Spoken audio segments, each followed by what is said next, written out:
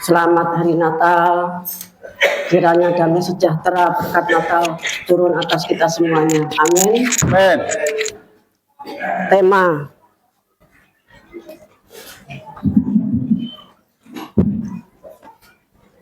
Terima kasih.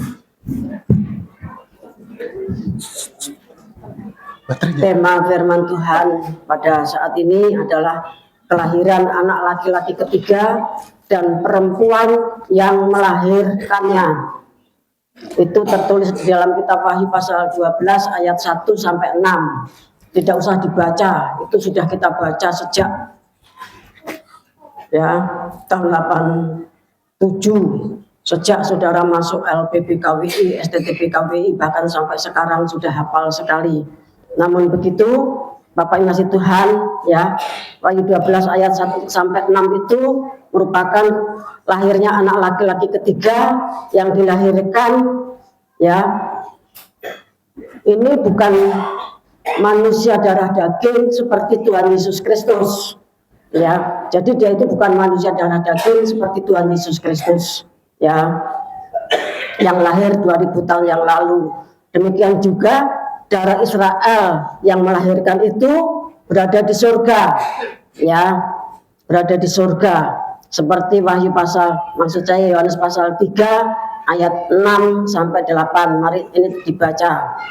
Yohanes 3 ayat 6 sampai 8. Apa yang dilahirkan dari daging adalah daging, dan apa yang dilahirkan dari roh adalah roh. Janganlah engkau heran karena aku berkata kepadamu, kamu harus dilahirkan kembali. Angin bertiup kemana ia mau, dan kau mendengar bunyinya. Tapi engkau tidak tahu dari mana ia datang, atau kemana ia pergi. Demikianlah halnya dengan tiap-tiap orang yang lahir dari roh.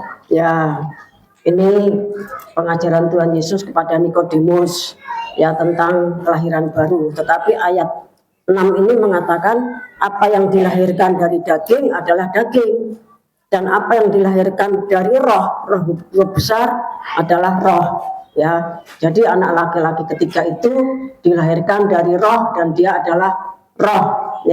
Bapak Ibu yang dikasih Tuhan, jadi anak laki-laki ketiga ini seperti Yohanes 4 ayat 24, Allah itu roh, maka demikian juga anak laki-laki ketiga itu adalah roh. Bapak Ibu kasih Tuhan, dan kita Ratu Miras Imam itu sangat terkait, merupakan satu kesatuan dari perhimpunan Sion. Ibrani 12 ayat 22 23 tidak usah dibaca, ini ayat yang sudah biasa.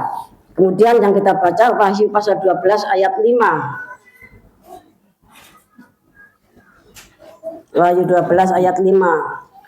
Maka ia melahirkan seorang anak laki-laki yang akan menggembalakan semua bangsa dengan gada besi. Tiba-tiba anaknya itu dirampas dan dibawa lari kepada Allah dan ke tahtanya. Jadi anak laki-laki ketiga itu adalah gembala.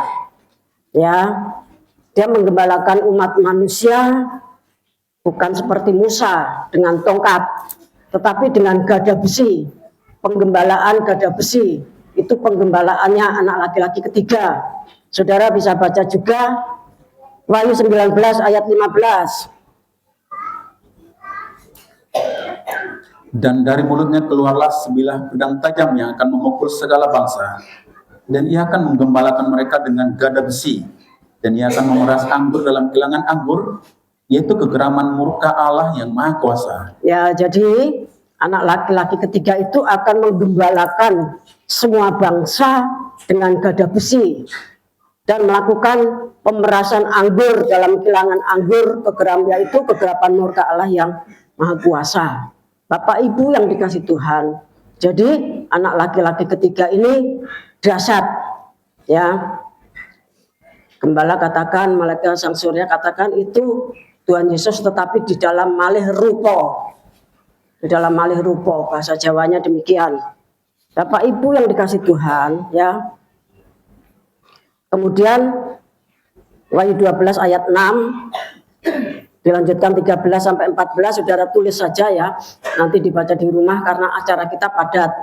Setelah firman nanti ada acara Natal, seperti penyalaan lilin, kemudian ada film ya yang sudah saya janjikan hari Jumat itu, filmnya tentang Freddy.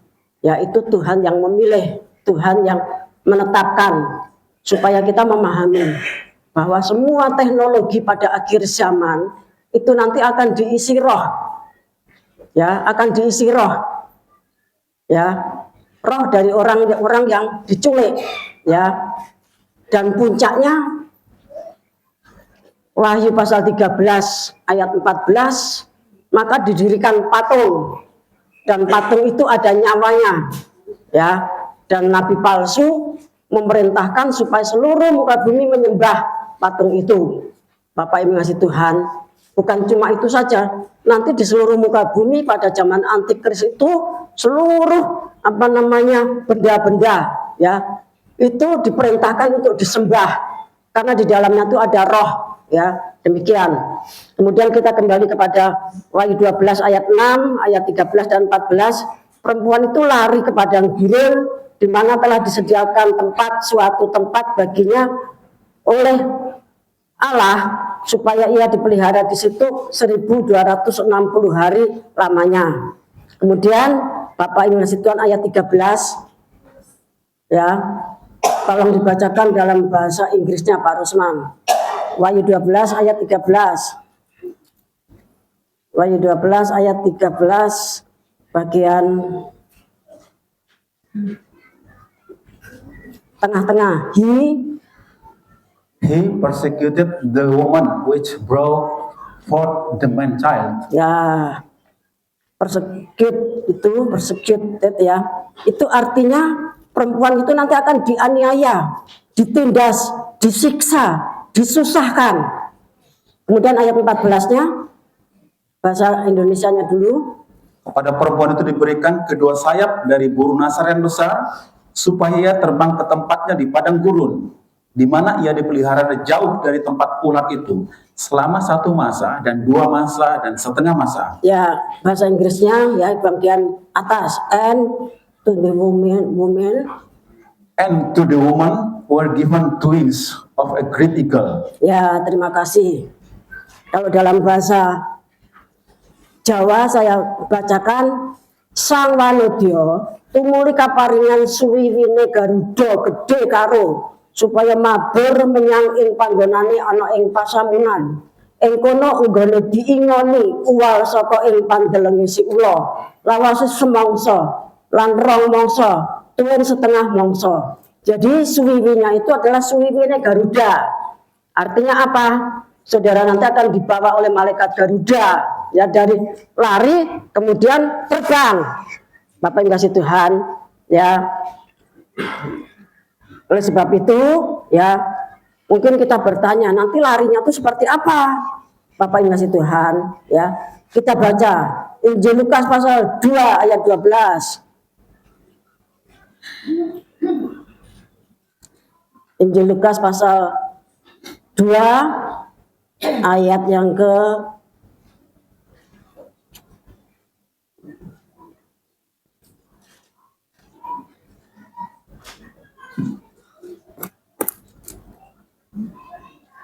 maaf ya 12 ayat 2 tadi dikatakan, ya betul, Injil Lukas 2 ayat yang ke-12. Dan inilah tandanya bagimu, kamu akan menyumpai seorang bayi dibungkus dengan lampin dan terbaring di dalam palungan. Ya, ketika Tuhan Yesus itu masih di palungan, dia disebut bayi. Ya, kemudian kita baca Injil Matius pasal 2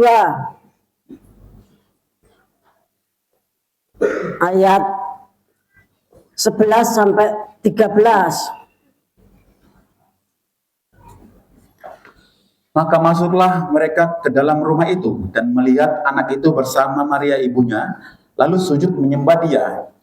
Mereka pun membuka tempat harta bendanya dan mempersembahkan persembahan kepadanya, yaitu emas, kemenyaan, dan mur. Dan karena diperingatkan dalam mimpi supaya jangan kembali kepada Herodes, maka pulanglah mereka ke negerinya melalui jalan lain. Ya, ayat 13 saudara perhatikan. Penyingkiran ke Mesir. Setelah orang-orang Majus itu berangkat, nampaklah malaikat Tuhan kepada Yusuf dalam mimpi dan berkata, "Bangunlah, ambillah anak itu serta ibunya, larilah ke Mesir dan tinggallah di sana sampai aku berfirman kepadamu. Karena Herodes akan mencari anak itu untuk membunuh dia." Ya, jadi para gembala itu datang ketika Tuhan Yesus itu di palungan disebut bayi. Tetapi ketika Tuhan Yesus itu ya Yusuf menerima petunjuk Tuhan untuk lari ke Mesir. Ya, saya baca ulang. Setelah orang-orang Majus itu berangkat, nampaklah malaikat Tuhan kepada Yusuf dalam mimpi dan berkata, "Bangunlah, ambillah anak itu serta ibunya, larilah ke Mesir dan tinggallah di sana." Ya, Bapak yang kasih Tuhan, larilah ke Mesir. Ya, tentunya bukan seperti orang lari kalau lari pagi, orang lari jogging, lari seperti orang lari kalau olahraga itu bukan. Tetapi lari ke Mesir itu artinya ya melarikan diri, mengungsi ke Mesir. Tentunya Bapak yang kasih Tuhan, jarak dari Bethlehem ya sampai Mesir itu tentunya jauh ya. Apalagi membawa anak umur 2 tahun sesuai dengan yang diketahui Herodes, anak-anak 2 tahun di Bethlehem itu kan dibunuh.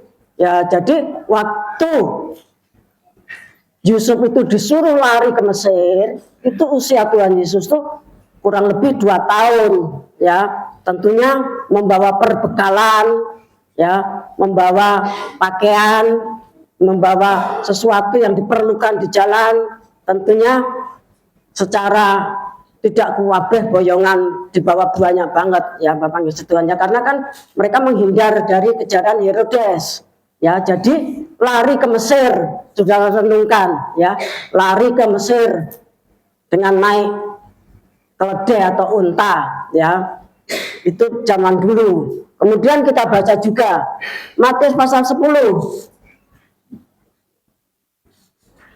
Matius pasal 10 ayat yang ke 16 sampai 23. Penganiayaan yang akan datang dan pengakuan akan Yesus. "Lihat, aku mengutus kamu seperti domba ke tengah-tengah serigala. Sebab itu hendaklah kamu cerdik seperti ular dan tulus seperti merpati. Tetapi waspadalah terhadap semua orang, karena ada yang akan menyerahkan kamu kepada majelis agama, dan mereka akan menyesah kamu di rumah ibadatnya. Dan karena aku, kamu akan digiring ke muka penguasa-penguasa dan raja-raja sebagai suatu kesaksian bagi mereka dan bagi orang-orang yang tidak mengenal Allah. Apabila mereka menyerahkan kamu, janganlah kamu khawatir akan bagaimana dan akan apa yang harus kamu katakan, karena semuanya itu akan dikaruniakan kepadamu pada saat itu juga. Karena bukan kamu yang berkata-kata, melainkan Roh Bapamu, Dia yang akan berkata-kata di dalam kamu. Orang akan menyerahkan saudaranya untuk dibunuh, demikian juga seorang ayah akan anaknya, dan anak-anak akan memberontak terhadap orang tuanya dan akan membunuh mereka. Dan kamu akan dibenci semua orang oleh karena namaku." Perhatikan ayat 23. Ayat 23. "Apabila mereka menganiaya kamu dalam kota yang satu, larilah ke kota yang lain. Karena aku berkata kepadamu, sesungguhnya sebelum kamu selesai mengunjungi kota-kota Israel, Anak Manusia sudah datang." Ya, kalau Yusuf, Maria dan Tuhan Yesus yang satu itu berumur 2 tahun lari ke Mesir. Ya. Kemudian karena kita nanti akan diutus, diutus itu tentunya membawa visi dan misi ya. Kita seperti domba di tengah-tengah serigala ya. Sebab itu kita harus cerdik dan tulus. Kemudian nanti akan ada orang yang melaporkan kita ke majelis agama ya. Entah itu orang tua melaporkan anaknya, anak melaporkan orang tuanya, kakak melaporkan adiknya, adik melaporkan kakaknya, atau anak melaporkan orang tuanya. Bapak yang kasih Tuhan, pada waktu itu Tuhan memanfaatkan waktu tersebut untuk kita tuh bersaksi. Namun demikian kita tidak usah berpikir, aku kok ngomong apa. Karena pada waktu itu ya Roh Kudus akan hadir dan memberikan perkataan-perkataan yang penuh kuasa di dalam lidah kita sebagai suatu kesaksian.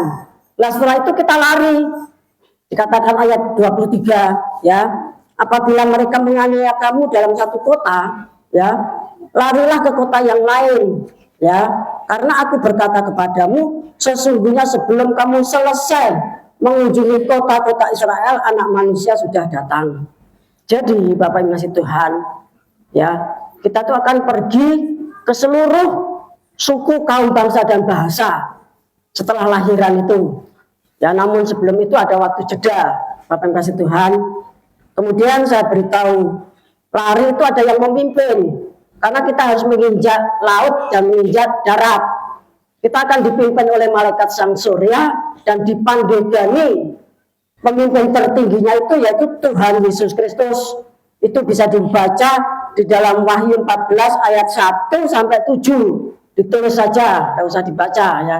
Itu ayat-ayat yang sering kita dengarkan.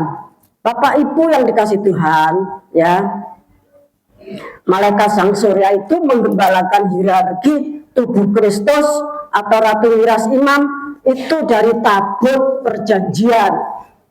Jadi semua yang terdaftar sebagai hierarki dulu yang dibentuk ketika dia masih di bumi itu disebut hierarki tubuh Kristus.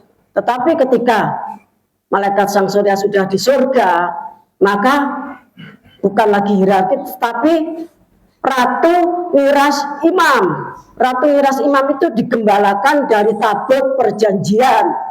Jiwa roh saudara itu di tabut perjanjian, maksudnya di ruang maha suci.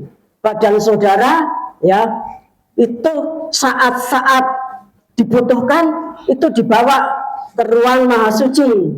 Bapak Ibu yang dikasih Tuhan ya, Wahyu 12 ayat 13-14 itu nanti setelah kita tuh lari, puncaknya ya terbang, atau dalam bahasa lainnya harpazo. Bapak Ibu kasih Tuhan, sedangkan tadi di dalam Injil Matius 10 ayat 23 kita akan pergi dari satu kota lari ke kota yang lain. Sebelum kamu selesai mengunjungi kota-kota, berarti kan banyak yang dikunjungi. Sebab itu Bapak Ibu saudara yang dikasih Tuhan, kalau saudara masih ingat ya, menjelang Mubes GKT di Bali itu kan Tuhan memberikan satu lagu naik kereta api. Kelihatannya notnya mungkin Pak Rusman ya. Ya, saya apa Pak? Masih. Dikit. Dibuka lagi. Itu nanti akan terjadi. Sekali Tuhan ngomong itu pasti digenapi. Ya, sekali Tuhan ngomong itu pasti digenapi. Tetapi kita kan mendengar lagu itu kan seperti bahan keguyonan, ya toh? Seperti bahan bercandaan. Ya, karena belum dong ya Bapak Ibu Tuhan, tetapi kita akan lari dari satu kota ke kota. Bahkan Bapak Ibu Tuhan, sebelum ya kamu selesai mengunjungi kota Israel itu kan ada tersebar di muka bumi, ada di mana-mana. Ya Tuhan sudah datang. Tuhan datang itu dalam fase yang pertama. Tuhan itu datang ada dua fase. Fase pertama itu dia cuma di angkasa. Fase yang kedua dia datang di bumi, di bukit apa? Zaitun. Nah fase yang pertama itu cuma di angkasa, di udara, Bapak Ibu kasih Tuhan ya. Kemudian kita merayakan Natal 2000 tahun yang lalu dan kita menyongsong penggembalaan anak laki-laki ketiga yang lahir Desember 2025 ini. Kita tidak tahu ya menitnya, detiknya, jamnya, karena itu rahasia ya, rahasia kerajaan surga. Yang penting kita baca Wahyu pasal 12, kita berada di dalam masa lahiran itu. Penggembalaan malaikat Sang Surya atas Ratu Miras Imam dari tabut perjanjian itu pagi, siang, sore, malam. Kita saudara, kita semuanya itu digembalakan ya. Selanjutnya nanti Bapak Ibu kasih Tuhan ya, ada penggembalaan tongkat besi atau gada besi. Bapak Ibu kasih Tuhan, setelah anak ini lahir ya, selama 3,5 tahun Itu penggembalaan gada besi, penggembalaan yang sangat berat. Bapak Ibu kasih Tuhan, ciri khas penggembalaan ya dari gada besi maupun penggembalaannya Tuhan Yesus Kristus, kita akan baca Imamat 27 ayat 32.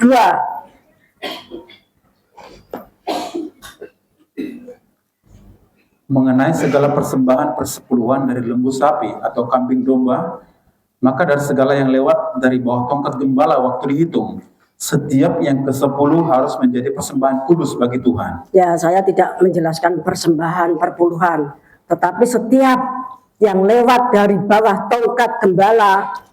Jadi pada waktu itu tuh dihitung, ya, yang tergembala itu dihitung. Ini Taurat, kita akan baca. Apa di Injil ada? Apa di Perjanjian Baru ada? Ada. Mari kita baca. Yohanes pasal yang ke-10.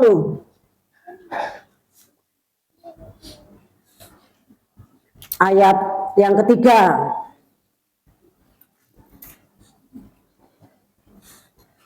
Untuk dia penjaga membuka pintu dan domba-domba mendengarkan suaranya, dan ia memanggil domba-dombanya masing-masing menurut namanya dan menuntunnya keluar. Jadi waktu dihitung itu dikenal namanya, ya, disebut namanya. Ini penggembalaannya Tuhan Yesus Kristus, ya. Kalau di dalam Imamat 27 ayat 32, lewat tongkat gembala, dihitung 1, terus jalan terus. Yang ke-20, 1, yang ke-30, 3, dihitung di bawah tongkat gembala. Nah, sedangkan ya di dalam penggembalaannya Tuhan Yesus Kristus, bukan cuma dihitung, masing-masing itu dipanggil menurut namanya. Dipanggil menurut namanya. Ini bahasa dari Imamat 27:32, tetapi bahasa Injil. Kalau Tuhan Yesus nanti ngeplek Imamat 27 ayat 32 itu bukan Injil. Ya, itu berarti apa namanya Taurat. Tetapi Tuhan Yesus itu kan menggenapkan Taurat, sehingga dia sebagai gembala agung itu memanggil domba-domba itu masing-masing menurut namanya. Dilanjutkan ayat yang ke-14. Jika semua dombanya telah dibawanya keluar, ia berjalan di depan mereka dan domba-domba itu mengikuti. Itu ayat berapa ya? 14. Akulah gembala yang baik dan aku mengenal domba-dombaku dan domba-dombaku mengenal aku. Ya, ini bahasa dari Imamat 27 ayat 32. Ketika domba itu dihitung lewat tongkat gembala, Bapak kasih Tuhan, Tuhan mengenal namanya. Bahkan disini katakan Tuhan itu sangat mengenal. Bapak Ibu, bukan cuma dihitung, dikenal sampai kepada namanya.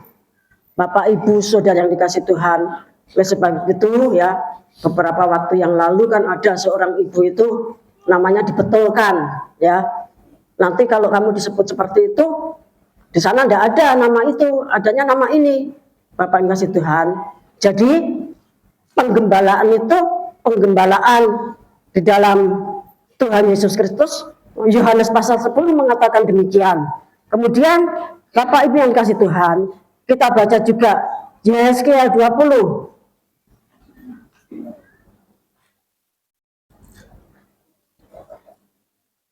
Yesaya 20 ayat 1. Kasih dan hukuman Allah dalam sejarah Israel. Pada tahun ke-7 dalam bulan yang kelima, pada tanggal 10 bulan itu, datanglah beberapa orang dari tua-tua Israel untuk meminta petunjuk daripada Tuhan dan duduk di hadapanku. Ya, saudara perhatikan, pada tahun ke-7 ya, itu Yesaya 20. Kemudian dilanjutkan ayat yang ke-37 langsung. 37. Ya, 37. Aku akan membiarkan kamu lewat dari bawah tongkat gembalaku dan memasukkan kamu ke kandang dengan menghitung kamu. Ya, jadi penggembalaan itu seperti itu. Aku akan membiarkan kamu lewat dari bawah tongkat gembalaku. Gembalaku huruf besar itu berarti menunjuk pada Tuhan Yesus Kristus. Wahyu pasal 10 tadi, bahkan memuncaknya itu menunjuk kepada penggembalaan gada besi, yaitu anak laki-laki ketiga. Wahyu pasal 12 ayat 5, Wahyu 19 ayat yang ke-15. Bapak Ibu Saudara yang dikasih Tuhan, kita perlu tahu bahwa persepuluhan itu bukan urusan bumi, itu urusannya imam besar, urusan gembala agung. Ya, siapa-siapa yang lewat tongkat gembala dihitung, dikenal namanya, disebutkan namanya. Mari kita baca Ibrani pasal yang ke-7.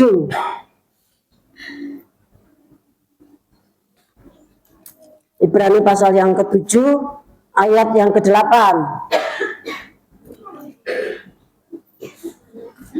Dan di sini manusia-manusia fana menerima persepuluhan, dan di sana ia yang tentang dia diberi kesaksian bahwa ia hidup. Ya, jadi persepuluhan itu diberikan di bumi kepada penggembalaan, sedangkan di sana itu di surga, di balik tirai, ia huruf besar, ia yang tentang dia diberi kesaksian bahwa dia hidup, berarti itu menunjuk kepada Tuhan Yesus Kristus, imam besar Melkisedek, yang dulu pernah datang kepada Abraham, menerima persepuluhannya Abraham. Di surga, Tuhan Yesus itu juga menerima persepuluhan yang kita bayarkan di bumi, itu tertulis sampai di surga. Apalagi nanti kalau penggembalaan itu sudah penggembalaan gada besi, Bapak Ibu ngasih Tuhan, kalau tidak taat, ya nanti masuk ke dalam murka Tuhan yang maha dahsyat, masuk dalam kilangan anggur. Ya, itu menunjuk manusia itu diperas darahnya sampai ke kangguda. Ya, itu sekilas tentang penggembalaan tongkat besi. Karena anak laki-laki itu adalah gembala yang akan menggembalakan seluruh umat manusia dengan gada besi, bukan sekedar tongkat, tetapi gada besi. Siapa yang lewat di bawah dari gada besinya, anak laki-laki ketiga, Bapak yang kasih Tuhan, kalau dia dihitung dan disebut namanya, dia akan selamat. Ya, demikian ya. Kemudian yang perlu kita pelajari juga, Bapak yang kasih Tuhan, yang harus kita mengerti ya, bahwa setelah lahiran itu ada masa yang disebut masa nifas, ya, yang disebut masa nifas. Kemudian kita akan baca di dalam Imamat pasal 12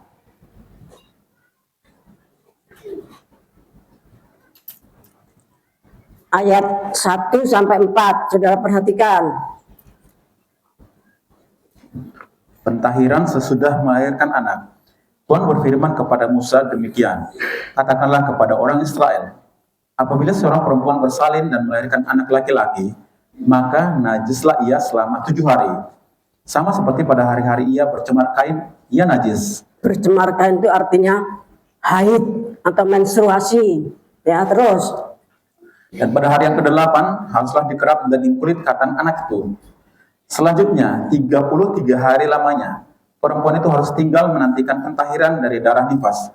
Tidak boleh ia kena kepada sesuatu apapun yang kudus, dan tidak boleh ia masuk ke tempat kudus sampai sudah genap hari-hari pentahirannya. Ya, jadi setelah lahiran itu tidak langsung lari. Ya, begitu melahirkan langsung lari, tidak. Tetapi ada masa jeda atau ada tenggang waktu 40 hari. Dia diperhitungkan sebagai orang yang najis. Ya, 7 hari najis. Ya, seperti perempuan yang sedang cemar kain, kemudian ditambah 33 hari sampai menunggu pentahirannya. Berarti ada waktu 40 hari. Tetapi kalau anaknya perempuan, maka 80 hari. Tetapi yang dilahirkan itu anak laki-laki ketiga, maka perempuan itu dinyatakan najis 40 hari. Bapak Ibu yang dikasih Tuhan, ya, dikatakan 40 hari itu berlaku hukum. Ia tidak boleh kena kepada sesuatu apapun yang kudus. Ya, dia tidak boleh kena kepada sesuatu apapun yang kudus. Itu baik mesbah kurban bakaran, bejana pembasuhan, ya, pintu kemah, meja roti, pelita dan sebagainya. Bahkan apapun yang dianggap kudus pada waktu itu tidak boleh kesenggol sama perempuan yang barusan melahirkan tadi. Kemudian ia tidak boleh masuk ke tempat kudus tidak boleh masuk ke bait Allah sampai genap 40 hari masa pentahirannya. Ya, Bapak Ibu kasih Tuhan, kalau kita membaca di dalam Injil Lukas, ya, setelah Tuhan Yesus itu hari ke-8 disunat, maka pada hari yang ke-40 dibawa ke bait Allah. Itu berarti setelah Maria itu mengalami pentahiran, selesai masa nifasnya, selesai dari kondisi dia dinyatakan sebagai najis atau tidak tahir. Dia mempersembahkan bersama suaminya mempersembahkan 2 ekor burung tekukur, ya, nggak usah dibaca, kita sudah hafal, ya, 2 ekor burung tekukur atau 2 ekor burung merpati. Jadi Bapak Ibu kasih Tuhan, selama 40 hari perempuan yang barusan lahiran anak laki-laki ketiga itu tidak boleh kemana-mana, ya, karena dia dinyatakan najis. Apapun yang disenggol dia najis. Apalagi dia tidak boleh masuk langsung ke bait Allah. Maksudnya habis lahiran lari langsung masuk surga, bukan begitu. Tidak boleh masuk ke dalam bait Allah, Bapak kasih Tuhan, ya.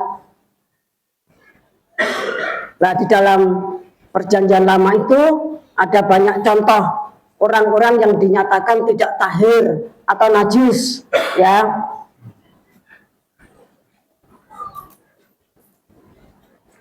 Nah, yang menyatakan najis atau tidak tahir atau tidak itu bukan sembarang orang, tetapi di dalam Imamat 13 ayat 1 sampai 46 itu yang menyatakan itu melalui satu pemeriksaan yang sangat detail, ya. Kemudian dinyatakan oleh imam besar, kemudian dikonfirmasikan kepada Tuhan. Bapak Ibu kasih Tuhan, ya. Demikian juga ketika Musa itu tidak diutus, tangannya sama Tuhan suruh masukkan. Begitu dikeluarkan, dia kena kusta. Masukkan kembali, sembuh. Berarti najis atau tidak itu yang menetapkan bukan manusia tetapi Tuhan, ya. Bahkan rumah-rumahnya orang Israel itu juga diperiksa, diselidiki, dinyatakan najis atau tidak. Bahkan Bapak yang kasih Tuhan, kita akan baca Bilangan pasal yang ke-5 ayat 1 sampai 4. Peraturan mengenai orang-orang yang najis. Tuhan berfirman kepada Musa, perintahkanlah kepada orang Israel supaya semua orang yang sakit kusta, semua orang yang mengeluarkan lelehan, dan semua orang yang najis oleh mayat disuruh meninggalkan tempat perkemahan. Baik laki-laki maupun perempuan haruslah kau suruh pergi. Keluar tempat perkemahan haruslah mereka kau suruh pergi. Supaya mereka jangan menajiskan tempat perkemahan di mana aku diam di tengah-tengah mereka. Maka orang Israel berbuat demikian. Mereka menyuruh orang-orang itu meninggalkan tempat perkemahan. Seperti yang difirmankan Tuhan kepada Musa, demikianlah diperbuat orang Israel. Jadi Bapak yang kasih Tuhan, ya, najis atau tidak itu yang menetapkan Tuhan. Kemudian kita pernah mendengar ceritanya Harun dan Miriam yang mengolok-olok, mempermasalahkan, mendebat, bahkan menghakimi Musa. Karena Musa mengambil orang Kusi. Padahal itu sebagai alat peraga, ya, Musa itu harus mengasihi Goyim maupun Israel. Lah akhirnya Tuhan murka. Padahal yang melakukan kejahatan itu Harun dan Miriam. Tetapi yang terkena kusta itu Miriam. Berarti yang perempuan itu lebih cerewet, lebih pedas omongannya terhadap Musa daripada Harun. Yang kena kusta Harun apa Miriam? Miriam. Berarti sebagai perempuan itu biasanya omongannya tuh lebih pedas, ya, lebih jahat di mata Tuhan, ya. Sehingga Miriam itu terkena kusta dan harus dikucilkan. Bahkan di Israel itu berlaku satu peraturan. Kalau orang itu terkena kusta, Bapak yang kasih Tuhan, maka orang itu harus pakai baju compang-camping, ya, rambutnya diore, kemudian ditutupkan. Kemudian dia sambil jalan dia kata najis, najis, najis, najis. Begitu supaya apa? Supaya orang menghindar. Karena kalau sampai terkena orang itu terkena kusta juga. Nah demikianlah Bapak Ibu kasih Tuhan, kondisinya perempuan yang barusan lahiran itu dikatakan najis 40 hari. Itu maknanya apa? Bapak Ibu saudara yang dikasih Tuhan, nanti setelah kita memasuki tahun 2026, ya proses kita akan semakin berat. Kita itu akan menjadi seperti orang yang dikucilkan. Kita itu akan menjadi seperti orang yang tidak umum, menjadi orang yang seperti orang aneh, akan dimarginalkan, ya, akan dianggap najis. Ojo serawong karo wong kae, ojo serawong karo wong kae, ojo bersahabat dengan orang itu. Tapi tentunya dengan bahasa yang berbeda-beda. Tetapi itulah yang akan kita alami selama 40 hari. Lah sedangkan 40 hari itu maknanya seperti apa? Ya nanti kita akan tunggu. Ya Bapak Ibu apa betul-betul 40 hari atau bagaimana? Tentunya itu merupakan sesuatu apokalipsis. Masih di balik tirai. Bapak Ibu kasih Tuhan, ya, kita nanti akan dianggap tidak wajar, akan dianggap aneh, dianggap umum, dianggap ya antisosial, bahkan psikopat, sok suci. Bapak yang kasih Tuhan dan sebagainya sebagai dampak 40 hari ya masa nifas tersebut. Bapak Ibu yang dikasih Tuhan, ya, kita baca Wahyu 10 ayat yang ke-11.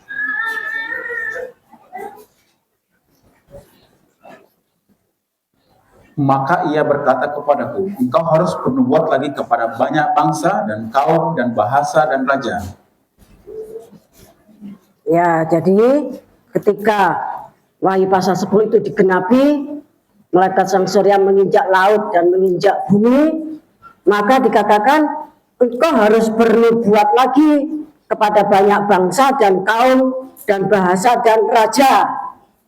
Ya, jadi kita nanti akan pergi-pergi, lari-lari dari satu kota ke kota sampai seluruh kota-kota Israel itu sudah kempotnya semuanya sudah dikelilingi. Bapak yang kasih Tuhan, sebelum selesai anak manusia sudah datang, dia sudah menunggu kita di angkasa, bukan di bumi. Fase pertama itu pertemuan di udara. Bapak yang kasih Tuhan, yang mati dibangkitkan, yang hidup diubahkan, naik ke angkasa. 1 Tesalonika pasal 4 ayat 16-17, pertemuan di udara. Bapak Ibu yang dikasihi Tuhan, setelah pergi-pergi ya kurang lebih 3,5 tahun, Bapak yang dikasihi Tuhan, kita baca dulu aja Wahyu 14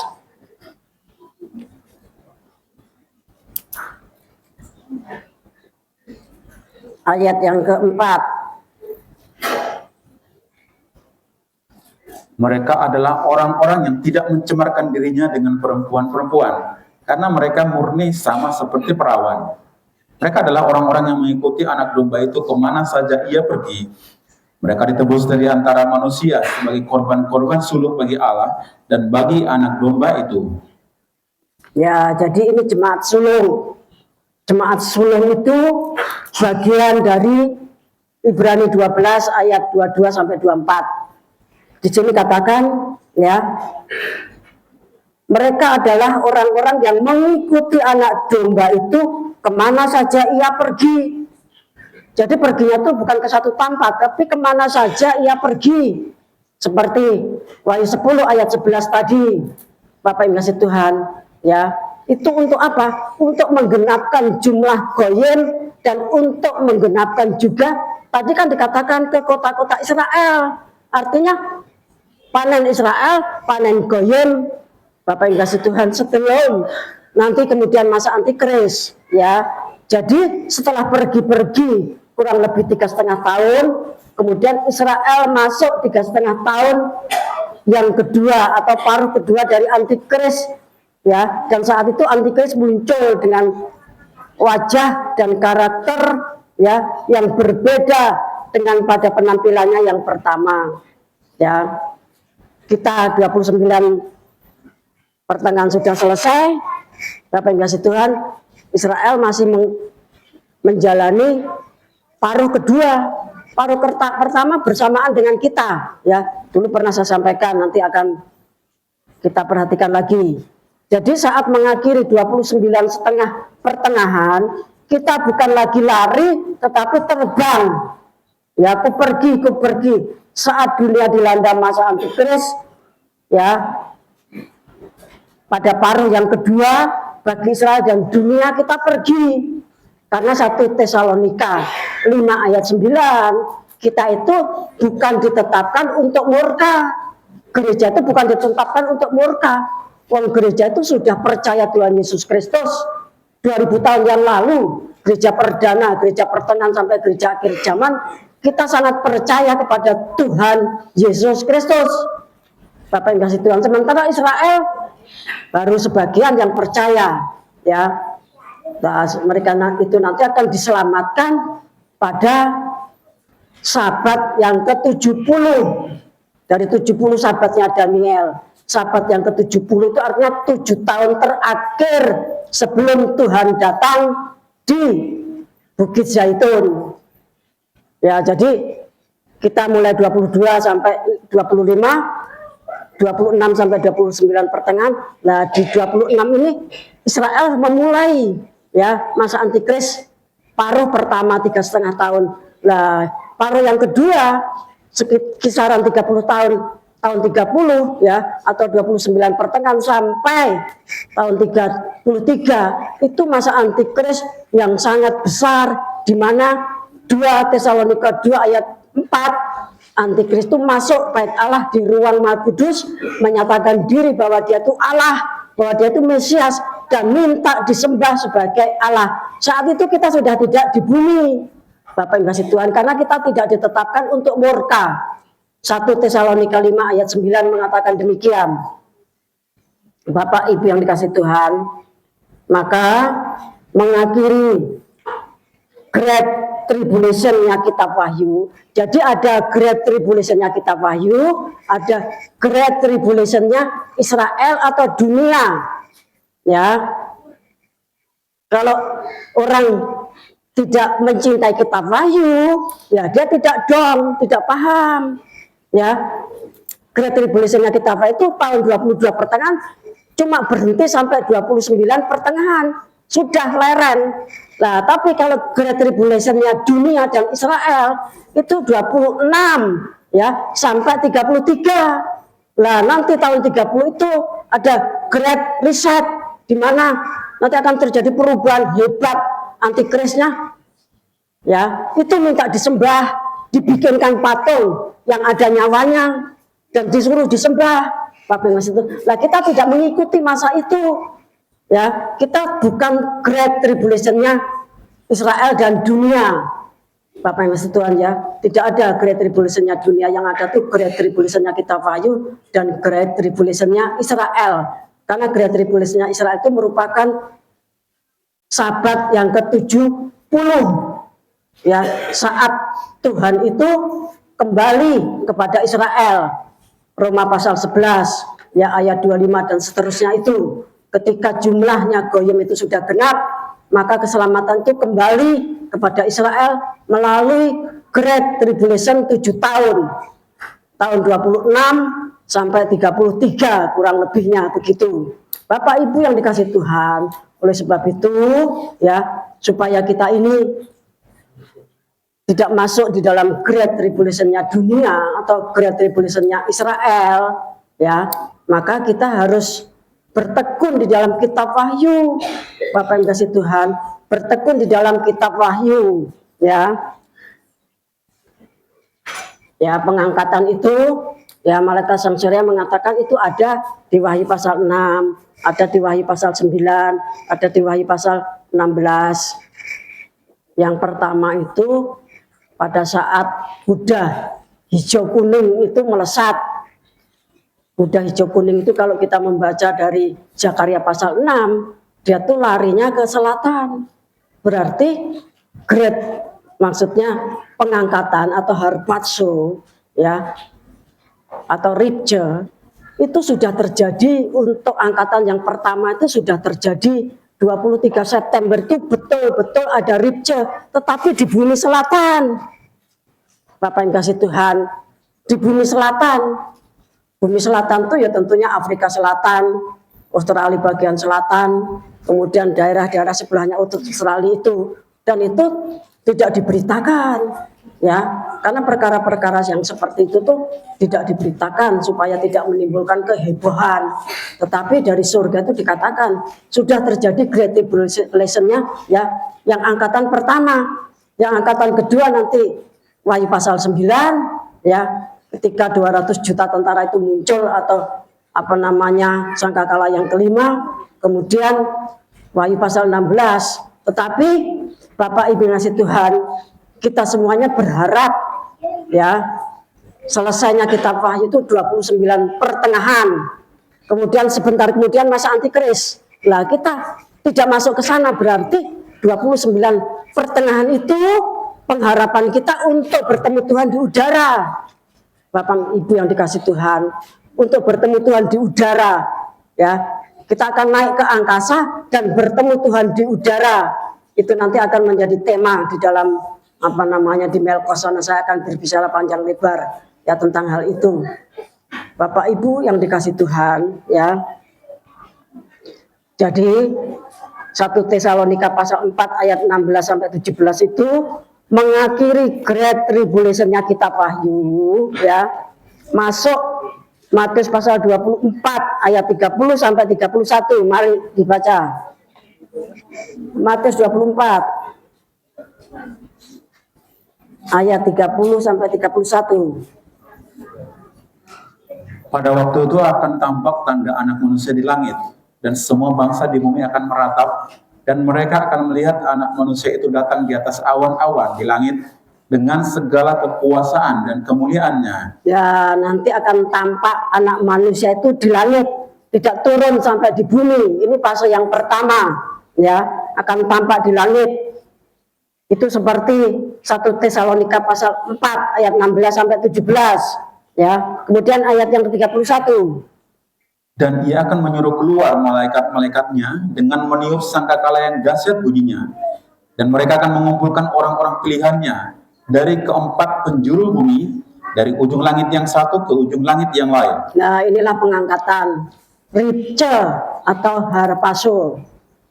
Nanti Tuhan Yesus menunggu di angkasa, ya, tanda Anak Manusia itu. Kemudian dia memerintahkan malaikatnya meniup sangkakala yang dahsyat. Kemudian orang-orang dari keempat penjuru bumi itu nanti akan dicabut, diambil badan jiwa rohnya, tidak ada bekasnya, dan itu nanti menimbulkan masa yang sangat apa namanya ribut sekali di muka bumi itu, Bapak yang kasih Tuhan. Kemudian masuk masa antikris, ya, paruh yang kedua.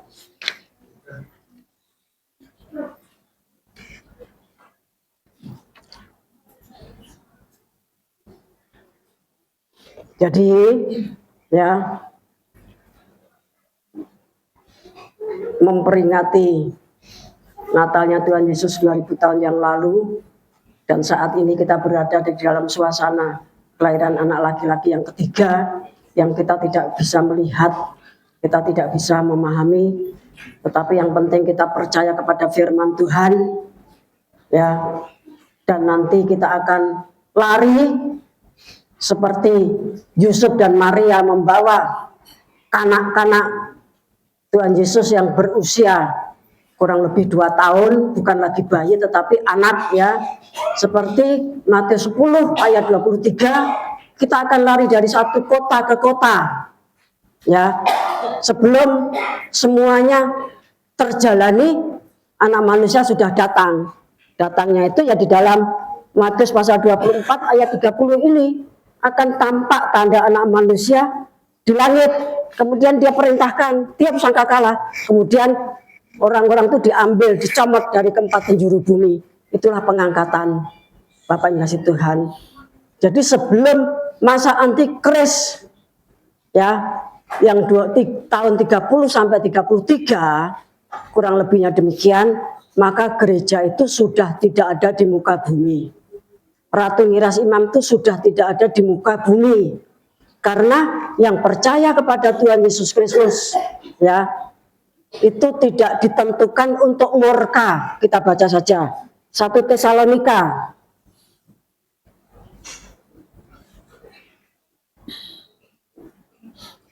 ayat yang ke-9, 1 Tesalonika 5 ayat yang ke-9.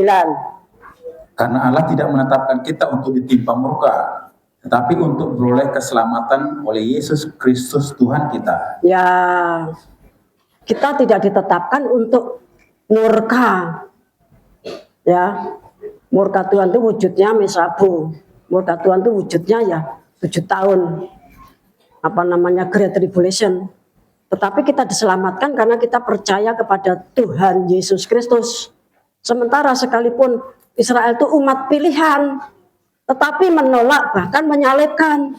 Ya tentu ada, Bapak yang ngasih Tuhan, ya di Bukit Sion itu ada orang Israel, yang ikut lari itu ada orang Israel, tapi jumlahnya sedikit, karena Tuhan menghendaki pertobatan nasional. Seluruh Israel itu haruslah menerima Tuhan Yesus. Itu nanti akan terjadi ketika Israel itu 3,5 tahun awal itu dibangunkan bait suci, kemudian melaksanakan ibadah Taurat lagi. Nah, ketika 3,5 tahun yang awal, ini bukan Great Tribulation-nya kita tapi Great Tribulation-nya Israel atau dunia. 3,5 tahun itu Israel itu seperti dimanjakan, seperti diujo, minta apa-apa dituruti. Tapi begitu selesai 3,5 tahun, ya Israel itu dikhianati. Kalau kamu tidak menyembah ini, aku ini Mesiasmu. Bapak membahas Tuhan. Lah pada waktu itulah terjadi pertobatan Israel. Bapak membahas Tuhan. Terjadi pertobatannya Israel, ya, di dalam 7 tahun Great Tribulation-nya Israel dan dunia. Mengapa dikatakan dunia? Di dalam suratan Tesalonika dikatakan orang dunia itu karena tidak menerima dan tidak mengasihi kebenaran. Kebenaran itu kan Tuhan Yesus Kristus. Akulah jalan, kebenaran dan hidup. Tidak menerima dan tidak mengasihi Tuhan Yesus Kristus. Mereka tuh diizinkan Tuhan, didorong untuk masuk masa antikris. Bapak Ibu ngasih Tuhan. Oleh sebab itu, tahun 2026 tinggal berapa hari? Berapa hari Bu Christine? Ya, 6 hari. Ya, biarlah kita bertekun setia dengan kitab Wahyu. Artinya dengan pengajaran kitab Wahyu yang sudah mengajarkan banyak hal kepada kita selama ya tahun 87 sampai sekarang ini, dan kita ini tetap digembalakan dari tabut perjanjian oleh malaikat sang surya. Pagi, siang, sore, malam saudara itu dilihat, dijingleng. Ya, nanti kalau ada sesuatu saya itu dikasih tahu. Ya. Kadang-kadang ya Tuhan Adonai itu datang. Kadang-kadang Tuhan Yesus Kristus sendiri, Bapak yang kasih Tuhan, ya datang. Kalau orang Kristen kan rata-rata sejak kecil ya, sejak gereja perdana itu yang dikenalkan bukan Allah Bapa, tapi siapa? Tuhan Yesus Kristus, ya toh, Tuhan Yesus Kristus ya. Itu datang memberitahu begini, ini begini, ini begini, ini begini. Ya, kamu berdoa, ya. Demikian, Bapak Ibu yang dikasih Tuhan. Biarlah kita banyak berbuat baik, miliki hati nurani yang baik, seperti suratan 1 Petrus 3 ayat 21, ya, miliki hati nurani yang baik untuk masuk ke dalam peperangan besar, suatu pelatihan di Melkos, ya. Sama Tuhan dibiarkan, ya, kita mengalami kemajuan di dalam jabatan, ada 9 jabatan. Kita mengalami kemajuan di dalam 9 pekerjaan kasih, 1 Korintus 13 itu. Kita mengalami kemajuan di dalam 9 karya Roh Kudus. Kita harus mengalami kemajuan di dalam 9 buah Roh Kudus. Kita harus mengalami kemajuan di dalam 9 penderitaan salib. Harus mengalami kemajuan. Nanti apapun diizinkan terjadi, Bapak yang kasih Tuhan. Tetapi Tuhan sudah mengaruniakan ya untuk kita bisa membedakan bermacam-macam roh. Jadi tidak boleh ada perbantahan, tidak boleh ada nesu-nesuan. Bapak Ibu Tuhan, yang ada kerukunan. kita sama-sama belajar, kita sama-sama mengalami peningkatan, karena kita akan masuk tahun 2026 yang Tuhan katakan di dalam Injil Matius pasal 24 ayat 5, nanti banyak orang akan mengaku namaku. Jadi hamba-hamba Tuhan kaliber nasional, kaliber internasional nanti akan bernubuat, aku ini Tuhan Yesus Kristus. Tapi Tuhan Yesus katakan itu Mesias palsu. Ya, di dalam ayat yang ke-21 sampai 26, Tuhan di dalam satu pasal 24 itu memperingatkan sampai 4 kali. Nanti kalau di padang gurun ada orang berkata, akulah Mesias. Bapak yang kasih Tuhan, ya, kalau menurut kamus itu namanya padang gurun itu ya daerah padang gurun. Bapak yang kasih Tuhan, padang gurun itu tempatnya saudaranya Ishak. Bapak yang kasih Tuhan, nanti di sana juga akan muncul Mesias. Kemudian di dalam kamar atau bilik itu tempatnya orang meditasi. Bapak yang kasih Tuhan, ya, dia juga akan katakan Mesias ada di sini. Tapi Tuhan katakan Mesias itu tidak seperti itu, ya, seperti kilat memancar dari timur ke barat. Bapak Ibu sudah yang dikasih Tuhan, ya, sedikit spoiler, ya, bocoran, ya, saudara itu harus bisa dengan segala situasi kondisi cuaca, ya. Kalau saudara dibawa pergi dari satu kota ke kota, ya, Matius 10 ayat 23 tadi, kadang-kadang tempatnya panas banget. Tapi tempatnya dingin banget. Kita di Bromo aja sudah kewalahan. Ya, Malaikat Sang Surya katakan nanti kalau kamu dibawa ke Amerika kamu bisa pakai jaket 100 katanya. Artinya apa? Tempatnya dingin banget. Ya kan kita juga tidak tahu masanya. Apa pas 1 derajat atau mungkin minus sampai banyak sekali.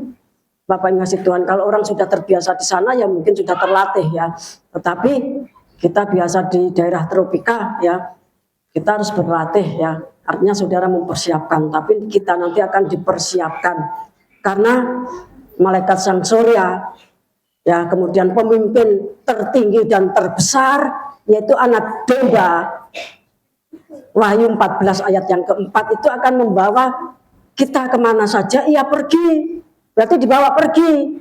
Bapak yang kasih Tuhan, sampai terakhir 29 pertengahan kita tidak akan menerima murka, tetapi Tuhan sudah menunggu di angkasa dan Tuhan memerintahkan malaikatnya untuk meniup sangkakala, orang-orang diambil, ya, dengan paksa dari keempat penjuru bumi. Itulah Rija atau Harpaso atau pengangkatan, ya. Tetapi orang-orang yang percaya kepada Tuhan Yesus Kristus baru setelah masuk paruh kedua dari masa antikrisnya Israel atau dunia, karena kesaksiannya 2 saksi dan 144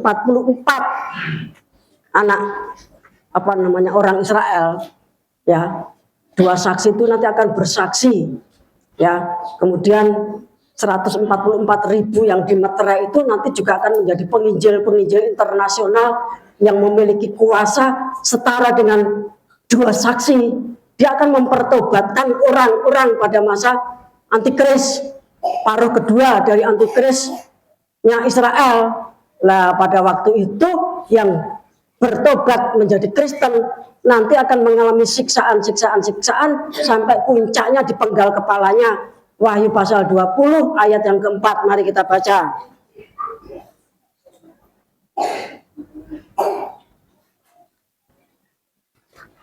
Lalu aku melihat tahta dan orang-orang yang duduk di atasnya. Kepada mereka diserahkan kuasa untuk menghakimi.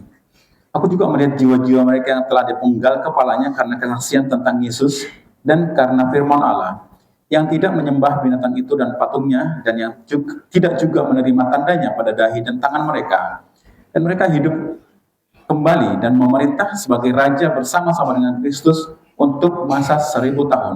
Ya, jadi yang tertinggal pada masa antikris itu disiksa, kemudian terakhir itu dipenggal kepalanya karena tidak mau menerima tanda 666. Bapak yang kasih Tuhan. Dan ada ayat mengatakan 2 orang di satu tempat tidur, satu dibawa, satu ditinggalkan. 2 orang sedang di ladang, satu dibawa, satu ditinggalkan. 2 orang sedang bekerja di kisaran, satu dibawa, satu ditinggalkan. Dan waktu untuk hal tersebut sudah dekat. 26 tahun depan yang tinggal beberapa hari itu sampai 29 pertengahan. Itu saatnya kita itu betul-betul mentahirkan, mengalami pentahiran, ya. Setelah 40 hari masa nifas, kita harus betul-betul mengalami pentahiran, harus betul-betul mengalami penyucian. Barulah nanti kita masuk rombongan yang lari. Karena yang lari itu nanti akan didaftar. Wahyu pasal 11 ayat 1 nanti akan diukur bait sucinya, akan diukur ibadahnya, akan diukur mezbah korban bakarannya. Mezbah korban bakarannya itu artinya penghargaannya terhadap korban Kristus. Sekalipun satu tempat tidur, satu diangkat, satu ditinggalkan. Oleh sebab itu, karena waktunya sekarang sudah bukan waktunya kita menyampaikan firman, oh itu masih wacana. Tetapi penggenapan itu sudah di depan. Kita tinggal tadi saudara katakan 6 hari. Ya setelah itu kita masuk masa nifas 40 hari, dianggap najis oleh dunia, dianggap psikopat, dianggap wong aneh, wong ora umum. Bapak yang kasih Tuhan, kita tidak tahu nanti goro-goronya itu seperti apa, ya. Tetapi kita paling tidak sudah tahu setelah lahiran ada masa nifas 40 hari. Ya, kita najis. Ya, kita najis. Kita tidak tahir. Ya, kemudian setelah itu Wahyu pasal 10 digenapi, namun kita juga tidak tahu masanya karena itu merupakan rahasia surga. Kemudian kita diperintahkan lari ke Mesir seperti Yusuf. Bukan berarti kita nanti pergi ke Mesir, artinya gambarannya seperti itu. Kemudian kita akan lari dari satu kota ke kota. Matius 10 ayat 23. Ya, Wahyu 14 ayat yang keempat. Kiranya Roh Kudus memberikan pemahaman kepada kita semuanya, ya, sehingga kita bertekun di dalam kitab Wahyu. Saudara mau masuk masa antikrisnya kitab Wahyu atau masa antikrisnya dunia? Kalau saudara masuk masa antikrisnya dunia berbarengan dengan Israel, ya buang saja kitab Wahyu. Saudara murtad dari kitab Wahyu, nanti saudara akan masuk masa antikrisnya dunia berbarengan dengan Israel 7 tahun. 3,5 tahun itu dimanja-manjain, ya, diberikan semua fasilitas. Baru setelah itu nanti kalau tidak sembah disiksa, puncaknya dipenggal kepalanya. Wahyu pasal 20 ayat yang keempat. Jadi memang ada 2 masa antikris, ada 2 Great Tribulation. Great Tribulation-nya kitab Wahyu yang sudah diajarkan kepada kita melalui skema kitab Wahyu. Kalau skema kitab Wahyu kan ada panen raya, tetapi kalau yang 7 tahun itu namanya ketetapan masa kitab Wahyu.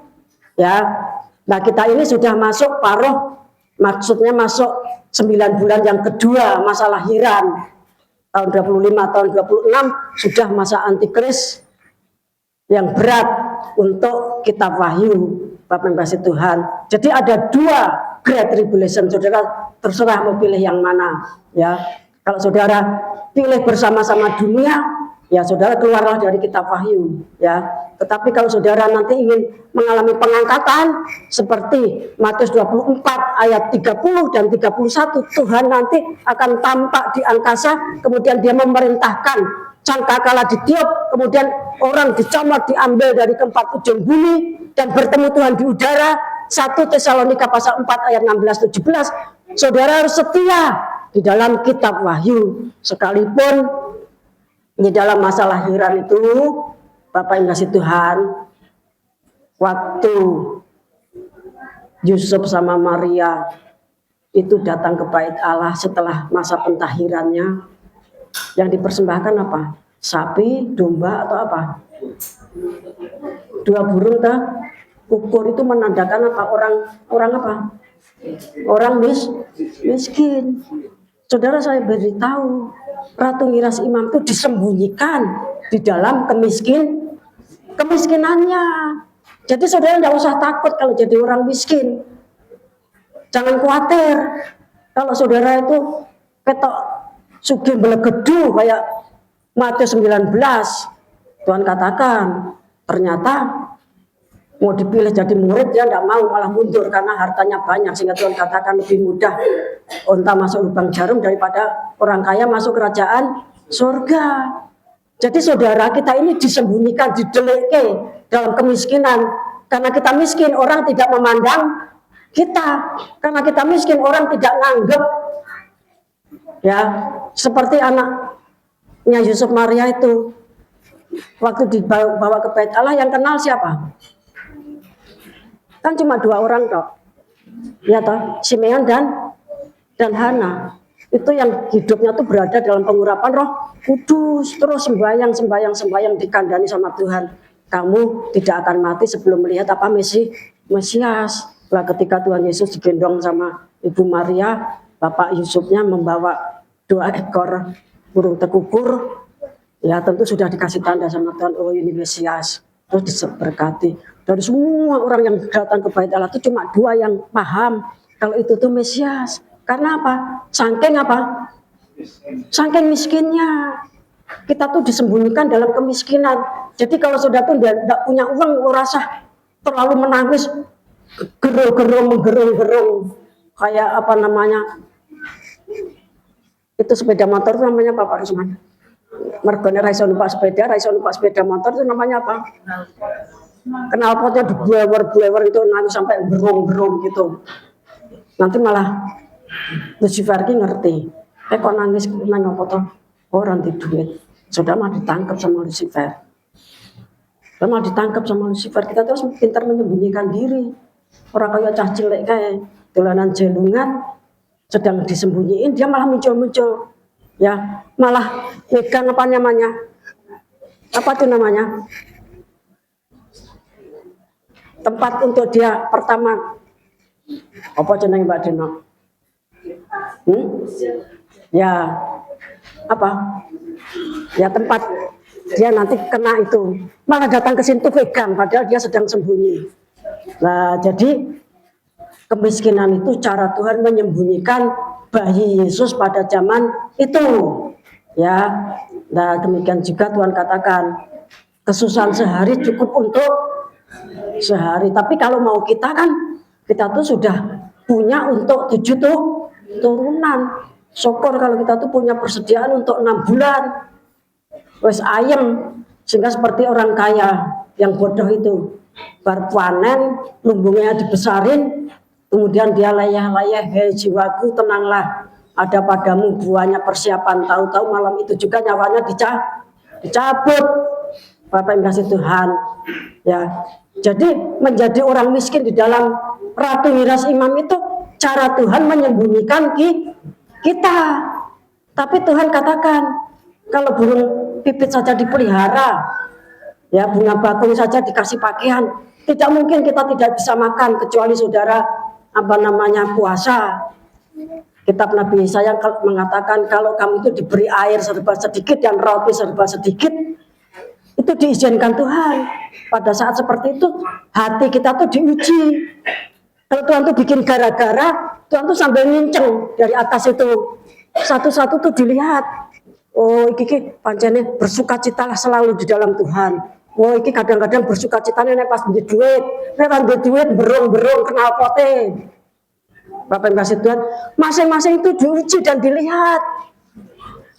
Bapak yang kasih Tuhan, ya. Nek pas duit lidah bibirnya ke atas. Kalau tidak punya duit, bibirnya apa? Bercatut kayak catut. Nah, itu juga dicatat sama Tuhan. Jangan sampai kita di-reject dari Ratu Miras Imam, karena ini belum permanen. Masih festival seperti Esther dan kawan-kawan ya yang sedang dikarantina itu. Ya. Jangan sampai kita termasuk ke dalam 2 orang di tempat tidur, 1 ditinggal, 1 dibawa. Kita harus ekstra hati-hati. Bapak yang ngasih Tuhan. Kita harus menjaga tubuh Kristus itu dengan segala rasa hormat yang tertinggi. Ya, tadi kita sudah dipesan jangan berbantah-bantah, jangan ribut di Melkos, karena tempat Tuhan sedang bermain-main dengan mempelainya. Saudara Tuhan mau bikin syuting apapun bebas. Tuhan mau suruh Hosea menikahi siapa? Gomer, Sundal, haknya Tuhan.